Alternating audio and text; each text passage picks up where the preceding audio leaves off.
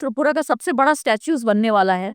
यहाँ पे हम लोग सोच रहे हैं कि 2 बड़ा स्टैच्यू जो त्रिपुरा का सबसे बड़ा स्टैच्यूज बनने वाला है, रायकचाक रायकोसम, जो महाराजा धन्यवानके के बहुत ब्रेव सोल्जर्स जनरल्स थे। उन्होंने त्रिपुरा को कैसा बचाया, उस ज़माने के बारे में हिस्टोरिकल ये स्टैच्यूज बनने वाला है। तो अभी कुछ ही दिनों में, अभी कुछ हफ्तों के बाद में यहाँ पे काम शुरू होगा और कोई भी बाहर से आने से उनको हमारा हिस्ट्री, त्रिपुरा का हिस्ट्री के बारे में पता चलेगा। तो ये 2 स्टैच्यूज 25 फीट तक का ऊंचाई पे होगा और in the whole state this was going to be the biggest.